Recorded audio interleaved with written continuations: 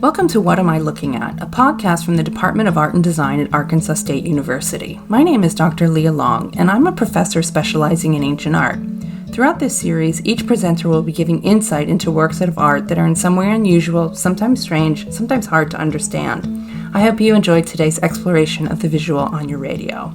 A large Greek vase that dates to 650 BC comes from a sanctuary in Eleusis, Greece. The pot is a neck amphora, used as a burial to inter the dead. The so-called Eleusis amphora depicts the first securely recognizable narrative scenes from ancient Greek art.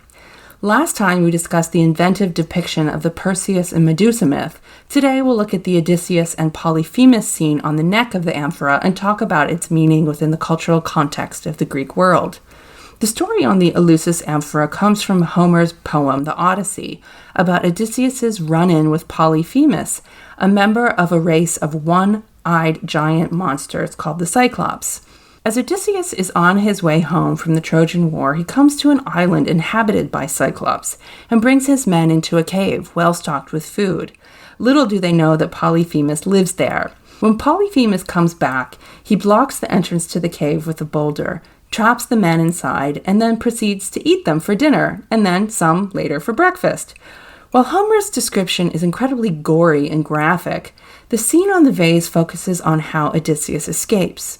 The giant holds the wine glass he has been offered by Odysseus to get him drunk, and at the same moment, Odysseus stabs Polyphemus in the eye with his wooden spear.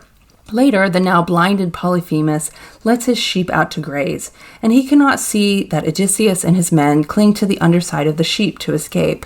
So how does this story relate to the Greek world of the mid-7th century BC? During this period, the Greeks were venturing out to trade and colonize new lands throughout the eastern and western Mediterranean and Black Sea. As contact intensified with foreign peoples and Greece developed into a maritime civilization with well-established cities at home, these stories of monsters and men and adventures abroad began to proliferate.